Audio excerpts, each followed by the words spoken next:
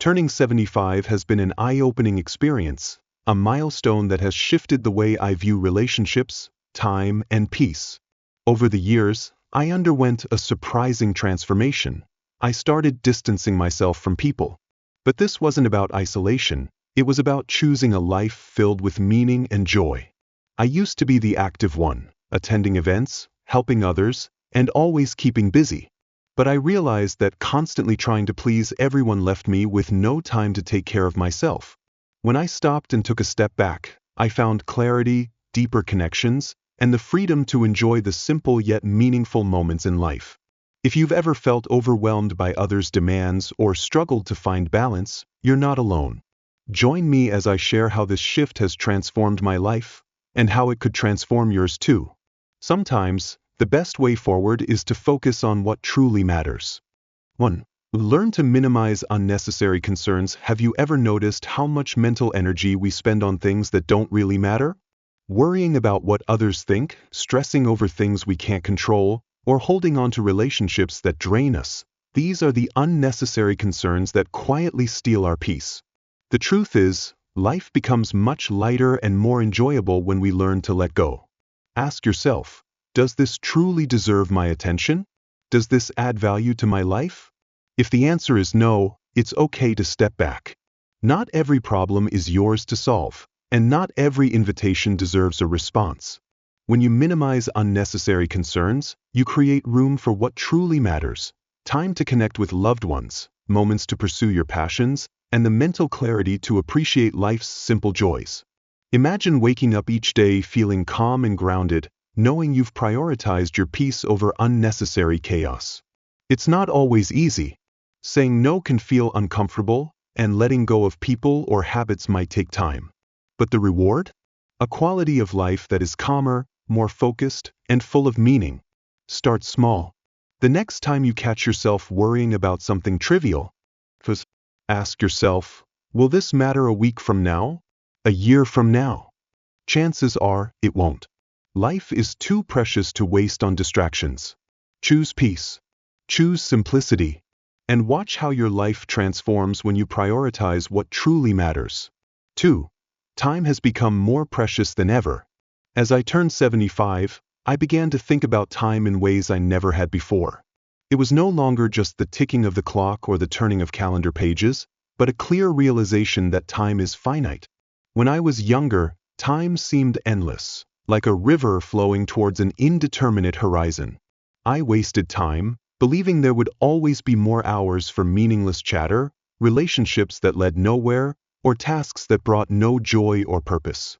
They seemed insignificant then, but now, every moment is a gift, and I no longer wish to squander it. Time is no longer just something to measure, it has become a companion.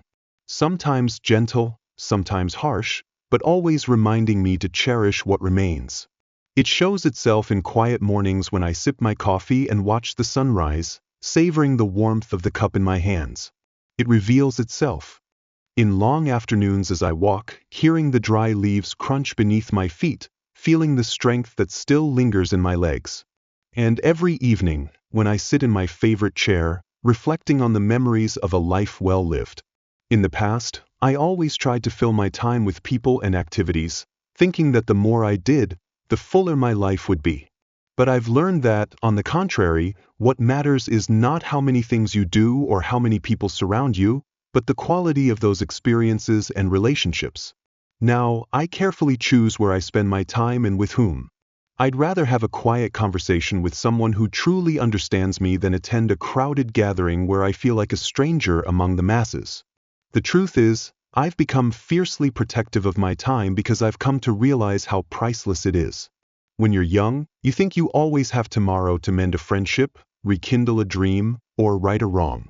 But as you grow older, you understand that there aren't as many tomorrows as you once believed. This doesn't make me sad, on the contrary. It makes me more determined. I no longer waste time on meaningless arguments, shallow conversations, or obligations that don't align with my values. Instead, I focus on what truly matters: health, passion, and those who bring light into my life. There is a profound peace in this shift. I no longer feel guilty for saying no, to things that don't serve me. I no longer feel the need to explain myself when I choose solitude over social engagement. It's not that I don't value relationships, I actually value them more than ever. But my focus has shifted. I want my connections to be genuine, my conversations meaningful, and my days fulfilling, not just busy. At this stage of life, time is also about letting go. Letting go of regrets over moments past. Letting go of grudges that once seemed so important. And letting go of the need to do it all. I've learned that it's okay to slow down and simply be. There's no rush anymore, no race to finish. The most beautiful moments are not in grand achievements but in the quiet joys, an old favorite song, a warm breeze, a heartfelt laugh. So yes, time is more precious now than ever before, but it's also richer.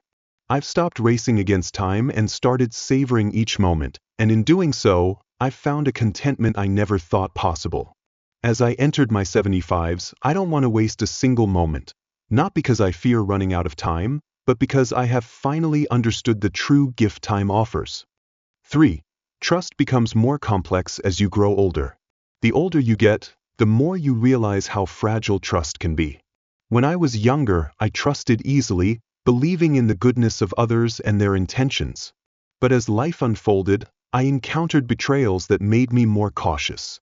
Trust, once broken, is difficult to rebuild.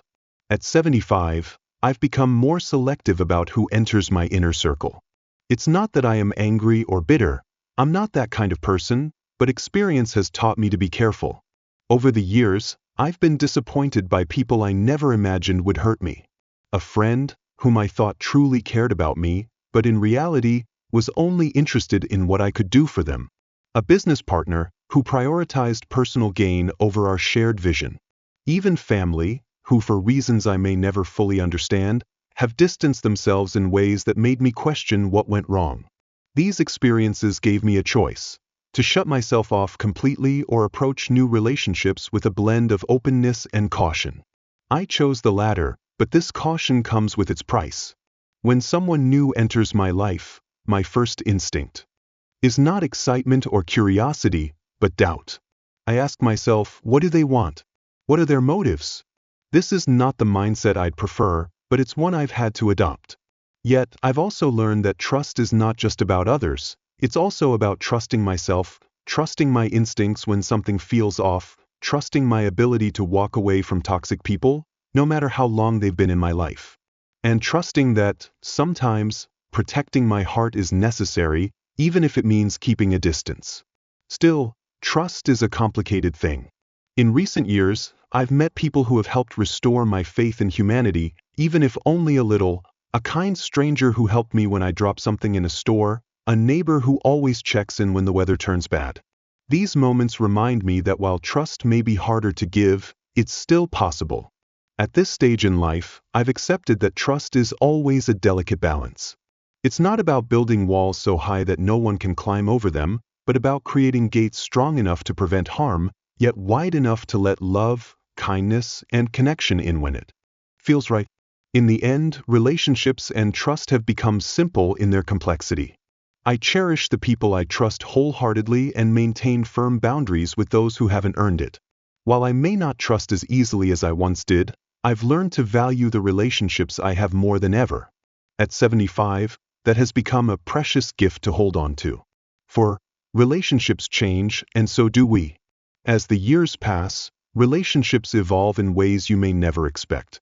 Some grow stronger, deeper, through shared memories and mutual understanding, while others fade, like a book you've put down and never picked up again.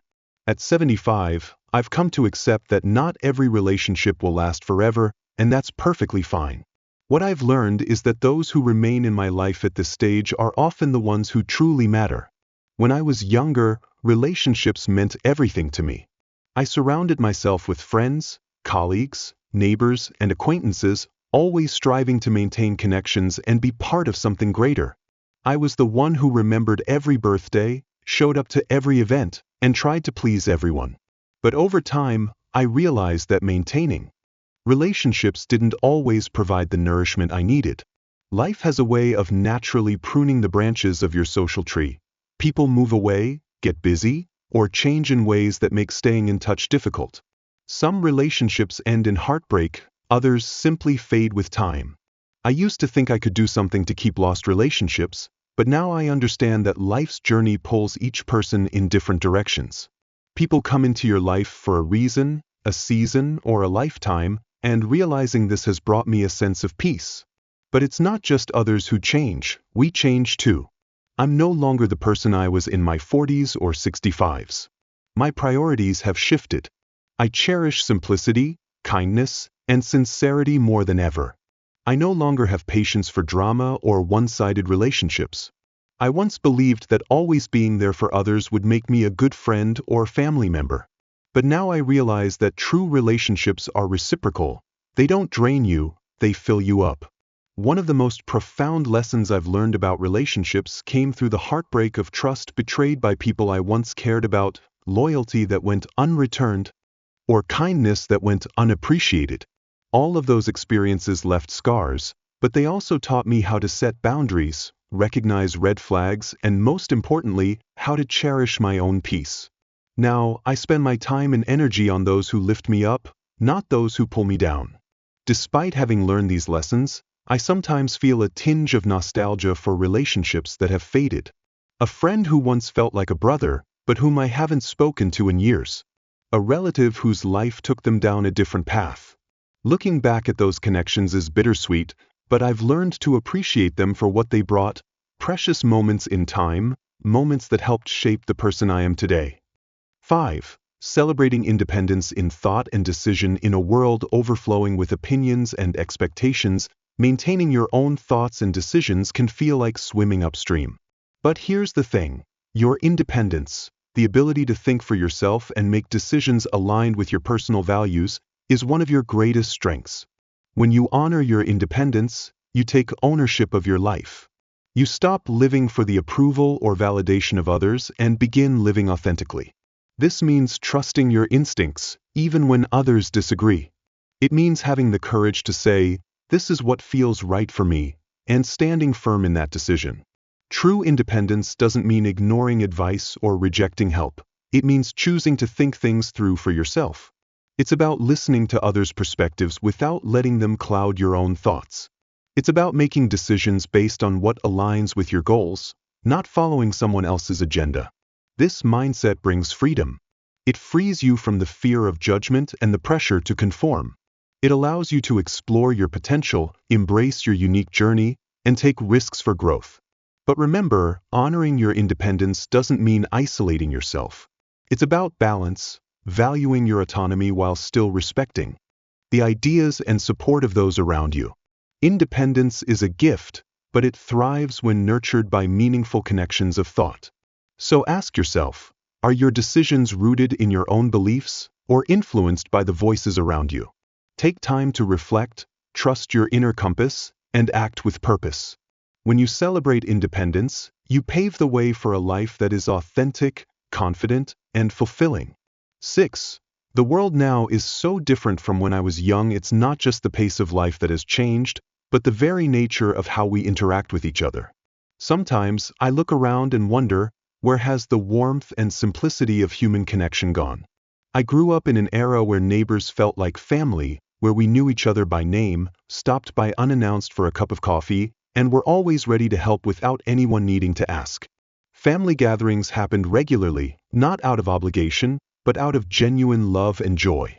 Those relationships were easy, a sense of belonging that didn't require constant maintenance. But now, it seems like everyone is busy, racing toward something, success, recognition, or just trying to keep up with the demands of modern life. People no longer visit each other like they used to. Conversations feel rushed as if we are all racing against an invisible clock. Even within families, the bonds sometimes feel more fragile, stretched thin by distance, both physical and emotional. Technology, despite all its conveniences, has contributed to this shift. Don't get me wrong, I'm grateful that I can video call my grandchildren or stay connected with old friends through social media, but at the same time, I can't help but feel that these screens create barriers between us. There's something irreplaceable about sitting across from someone, hearing every nuance in their voice, and feeling the warmth of their presence. The constant noise from notifications, news updates, and an endless stream of information overwhelms me. It feels as though the world has become louder, yet lonelier at the same time. There are moments when I just want to retreat, turn off my phone, and immerse myself in the quiet of my own thoughts, then focus on values. The world I see today sometimes feels unrecognizable, with priorities that seem so far removed from the things I was taught to cherish: authenticity, kindness, and community. It's not that those values have completely disappeared, but they're harder to find amidst the noise of self-promotion and endless competition. I often long for the simplicity of the past, not because I'm against change, but because I miss the depth of genuine human connection. Back then, relationships seemed stronger, less transactional. People weren't always distracted, and there was an unspoken understanding that time spent with one another was precious. But I also realized that nostalgia can sometimes color the past with softer hues than it truly had. Life was never perfect, and every era has its own set of challenges. But as the world moves forward, I find myself moving back, not out of bitterness, but out of a desire to preserve what still feels real and meaningful to me. 7. Loneliness is not the same as being alone. When I was younger, I often equated being alone with loneliness. The thought of spending an evening by myself seemed unbearable, as if loneliness was something to be avoided at all costs. But now, I've come to understand that loneliness isn't something to fear, it's something to cherish. There's a profound difference between being alone and feeling lonely. Loneliness is a void, a yearning for connection that feels just out of reach. But solitude, on the other hand, is a fullness, a contentment found in one's own presence. At 70, I realized that some of the happiest moments of my life have come from simply being still, letting the world fade away as I focus on the present moment. In solitude, I rediscover the joy of life's simplest pleasures, sitting by the window with a cup of tea, watching the birds on the feeder, feeling the warmth of the sun on my face during a morning walk, or hearing the crackle of a fire on a cold evening. These moments, though small, bring me a sense of peace that no crowded room or bustling event could ever provide. Loneliness has also given me the space to reflect. At this stage of life, memories are both a comfort and a teacher. I find myself revisiting moments from the past, not out of regret, but out of gratitude for the experiences that have shaped who I am today. In the stillness of my own thoughts, I've made peace with things I once struggled to understand. This doesn't mean I've completely severed all ties with the world. I still enjoy seeing my grandchildren's faces when they visit, staying updated with old friends, and participating in things that matter to me. But these connections now feel more meaningful because they are choices, not obligations. I no longer feel the need to say yes to every invitation or maintain relationships that drain me. Solitude has taught me to appreciate the relationships I still have. When I spend time with others, I am fully present, savoring every moment we share. No rushing, no distractions, just the joy of being together, even for a short time. I believe that solitude teaches you to love yourself in a way that nothing or no one outside of you can. It shows you that your worth is not measured by the number of people around you or the busyness of your social calendar, but in the quiet moments when you realize that you are enough, just as you are. At 70, I've learned that being alone is not a sign of true loneliness, but a sign of strength. It is a choice to step away from the noise, to protect your inner peace, and to focus on what truly matters. And in that choice, I've found a deeper, more enduring happiness than I ever imagined. 8. Why I avoid meeting others at this stage in life. Avoiding people is not born of bitterness or hatred, but of a desire for peace. After 7 decades of sacrifice, learning, and, at times, hurt, I have come to understand that not every relationship lasts, and not every connection is worth the effort to maintain. It's a lesson that is both liberating and bitter, one I have embraced not out of sadness, but out of necessity. For most of my life, I was the type of person who always put others first. I gave my time, my energy, and my heart willingly, often without expecting much in return. I wanted to be liked, to help, to be the person others could rely on. And for a long time, that felt right. I thrived when I was needed, when I was there for others, when I was the steady hand everyone could lean on. But life has a way of teaching you your limits, even if it takes decades to fully understand the lesson. I've been disappointed by people I trusted, hurt by people I loved, and exhausted by relationships that demanded more than they offered. There were times when I ignored red flags because I wanted to see the good in others. There were times when I stayed in situations that slowly drained my happiness because I thought it was loyalty. Now, at 70, I see things more clearly. Avoiding people doesn't mean I've given up on humanity. It means I've learned how to protect my own peace. I no longer feel obligated to maintain toxic relationships or engage in situations that leave me feeling empty. I've traded the noise of social obligation for the quiet of meaningful solitude, and I have never felt more at peace. I avoid people who bring drama into their lives and mine. I avoid those who make everything revolve around them. Those who never ask how I am or seem to care about the answer, if they even ask at all. I avoid those who take my kindness for granted, as if it were infinite. And most importantly, I avoid situations that make me feel like someone else, not myself. This doesn't mean I've completely shut myself off. I still cherish the relationships that matter, the friends and family who have stood the test of time, those who show up not because they need something, but because they care. Those connections are sacred to me, and I nurture them with all the love I have left. But I no longer feel the need to expand my circle widely. A smaller, deeper circle is enough. In some ways, avoiding others has helped me appreciate them more. When I spend time with someone now, it's because I truly want to, not because I feel obligated. The conversations become richer, the moments more memorable, because they are a choice, not a duty. 9. Does this sound familiar? I often wonder if those of my age feel the same way I do. Is it just me, or does time naturally make us more selective?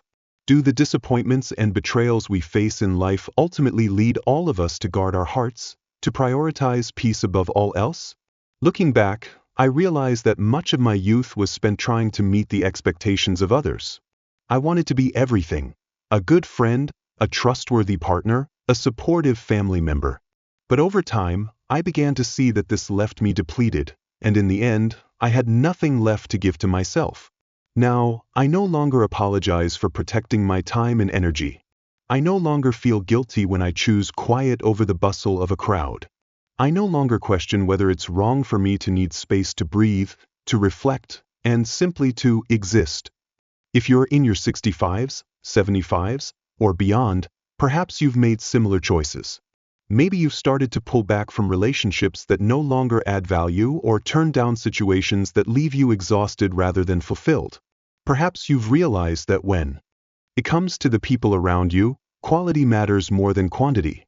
It's not an easy process. At times, it feels like letting go of a part of yourself. But the truth is, this stage of life is the time to shed what no longer serves, to make space for joy, peace, and things that truly matter. If these words feel familiar to you, know that you are not alone. There is no guidebook for this stage of life, no one-size-fits-all approach. Some people still find joy in large social circles, and that's wonderful. But if you're like me and find comfort in smaller, deeper relationships, that's perfectly valid too. At 75, I've learned to let go of what no longer fits, to prioritize myself, to protect my peace, and to live life on my own terms. In that journey, I've found a kind of freedom I never knew before. A freedom to be completely myself, without apology or justification. So, if you find yourself retreating from the crowds or choosing quiet over noise, don't see it as a loss. See it as a gift. The gift of crafting a life that suits you, even if it's different from what others expect. 10. Embracing the new chapter of life at 75, I no longer view life as a series of endings but as a collection of new beginnings. Each phase brings its own lessons, challenges, and unique beauty, and this stage is no different. This chapter of life, with its quiet simplicity and deep reflection, feels like a summation. It's a time to embrace who I've become and release what no longer matters. In youth, you live with urgency, a constant need to do more, to achieve more, to be more. But as you grow older, that rush fades. You stop seeking distant things and begin to treasure what is right before you. This stage isn't about giving up, it's about shifting focus. It's a time to simplify, to savor the small moments that before you might have overlooked. The morning light streaming through the window, the laughter of a grandchild, or the familiar warmth of a loved one's embrace. It's also a time to reflect. At 75, I find myself looking back on the life I've lived, not with regret, but with gratitude. The successes bring pride, the failures have taught me resilience, and the heartbreaks have shaped me in ways I only now understand. But this chapter isn't just about looking back. It's also about looking forward. There's a quiet excitement in knowing that I still have time to create, to learn, and to grow. One of the most beautiful aspects of this stage is freedom. The freedom to let go of expectations, whether those imposed by others or by myself. I no longer feel the need to prove anything or to meet some arbitrary standard of success. Instead, I've accepted that just being myself is enough. This chapter has also taught me the value of saying no. Saying no to the commitments that drain me. Saying no to the relationships that no longer serve me. And saying no to the pressure of trying to please everyone. So, I've made space for what truly matters. Peace, love, and connection. There's a kind of courage that comes with aging. The courage to live authentically and unapologetically. I no longer fear judgment for my choices, nor do I worry about being misunderstood for the actions I take. At 75, I've made it a priority to protect my mental health, to speak my truth, and to live life the way I want to. This chapter is also about gratitude. Grateful for the life I've lived, the people I've loved, and the memories I've made. Grateful for the strength that carried me through difficult times, and the joy that has illuminated the beautiful moments. Grateful for the simple truth that I'm still here, still with much to live for, and still so much to learn. So, what does embracing this chapter really mean? It means accepting the past without clinging to it, opening my arms to the present, and looking toward the future with hope. It's about finding beauty in the everyday, cherishing the relationships that matter, and letting go of what no longer brings peace. It's not always easy. There are moments of loneliness, times when I wonder what comes next, and the longing for people and places that once filled my life. But even in those moments, I find a quiet strength, a reminder that I've come this far, and that everything I need is within me to keep going. At 75, I realize that life is no longer about the grand milestones. It's about the small, meaningful moments. This chapter, though different from those before, is just as important. In fact, in many ways, feels the most authentic, honest, and peaceful of my journey. Embracing this chapter isn't about accepting limits, it's about celebrating possibilities. It's about honoring the life I've lived while remaining open to what lies ahead. And above all, it's about living fully, deeply, and without regret, one day at a time. As I reflect on the lessons I've shared today, I hope they resonate with you as they have changed my life.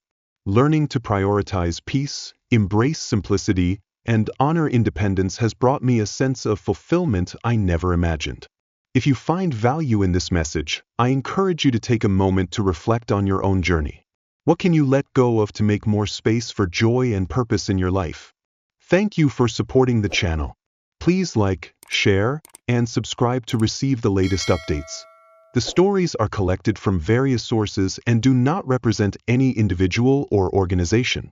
They are shared with the intention of spreading human values in life and have been rewritten with the support of AI. If there are any mistakes, kindly overlook them with understanding. Wishing you all the best in life.